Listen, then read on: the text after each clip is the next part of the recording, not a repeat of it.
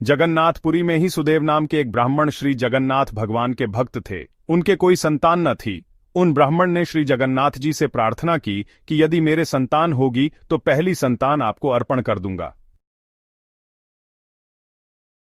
कुछ समय के बाद उसके एक कन्या हुई और जब 12 वर्ष की विवाह के योग्य हो गई तो उस ब्राह्मण ने श्री जगन्नाथ जी के मंदिर में उस कन्या पद्मावती को लाकर प्रार्थना की कि हे प्रभु, मैं अपनी प्रतिज्ञा के अनुसार आपको भेंट करने के लिए यह कन्या लाया हूं।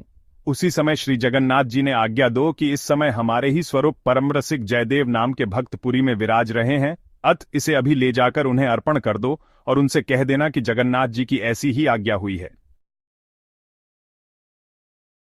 भगवान की आज्ञा पाकर वह ब्राह्मण वन में वहां गया जहां कविराज राजभक्त श्री जयदेव जी बैठे थे और उनसे बोला, हे महाराज, आप मेरी इस कन्या को पत्नी रूप से अपनी सेवा में लीजिए, जगन्नाथ जी की ऐसी आज्ञा है।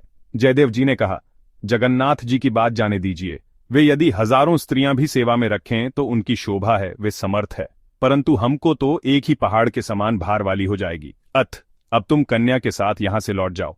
ये भगवान की आज्ञा को भी नहीं मान रहे हैं। यह देखकर ब्राह्मण खींच गया और अपनी लड़की से बोला, मुझे तो जगन्नाथ जी की आज्ञा शिरोधार्य है, मैं उसे कदापि टाल नहीं सकता हूं, तुम इनके ही समीप स्थिर होकर रहो। श्री जयदेव जी अनेक प्रकार की बातों से समझाकर हार गए, पर वह ब्राह्मण नहीं माना और अप्रसन्न होकर चला गया। तब वे बड़े भारी सोच में पड़ गए। फिर वे उस ब्राह्मण की कन्या से बोले, तुम अच्छी प्रकार से मन में विचार करो कि तुम्हारा अपना क्या कर्तव्य है, तुम्हारे योग्य कैसा पति होना चाहिए। यह सुनकर उस कन्या ने हाथ जोड़कर कहा कि मेरा वश तो कुछ भी नहीं चलता है, चाहे सुख हो या दुख, यह शरीर तो मैंने आप पर न्यौछावर कर दिया है। श्री पद्मावती का भावपूर्ण निश्चय सुनकर श्री जयदेव जी प्रसन्न हुए। उन्होंने सोचा कि भगवान जगन्नाथ की यही इच्छा है, ऐसा लगता है, और प्रभु की इच्छा में अपनी इच्छा को मिला दिया। श्री जयदेव जी और श्री पद्मावती का विवाह संपन्न हुआ। निर्वाह के लिए झोपड़ी बनाकर छाया कर ली। अब छाया हो गई तो उसमें भगवान श्याम सुंदर की एक मूर्ति सेवा करने के लिए पधरा ली। श्री जयदेव जी प्रभु की सुमधुर लीला का दर्शन नित्य करते, परंतु एक दिन मन में आया कि जिन प्रभु की लीलाओं का मैं अपने और अंतर में दर्शन करता हूं उसका गान करूं। परम प्रभु की ललित लीलाएं जिसमें वर्णित हों, ऐसा एक ग्रंथ बनाऊं और अपनी वाणी पवित्र करूं। जिन जिन संतों ने प्रभु के मधुर स्वरूप का भजन किया, उन्होंने गाकर किया है।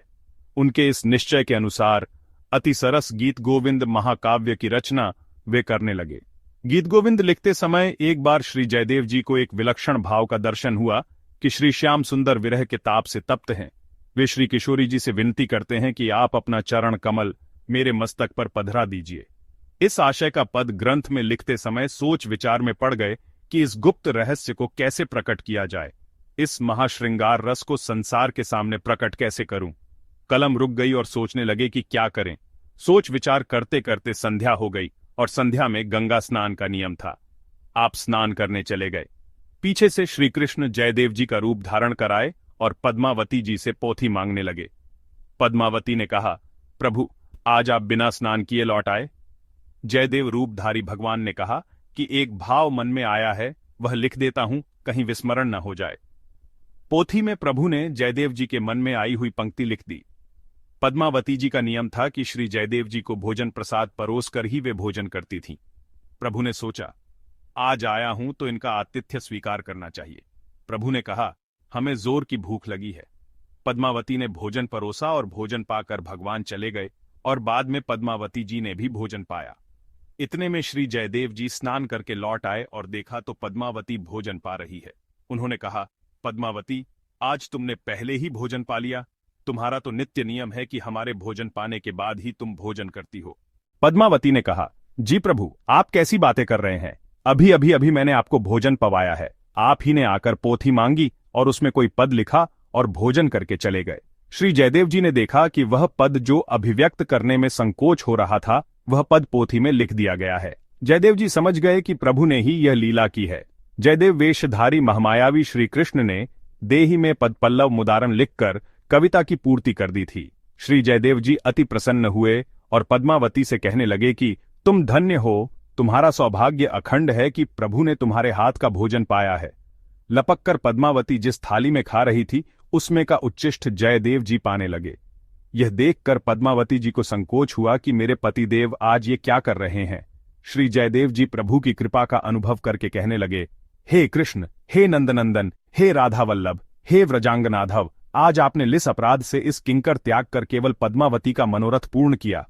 इस घटना के बाद उन्होंने गीत गोविंद को शीघ्र ही समाप्त कर दिया।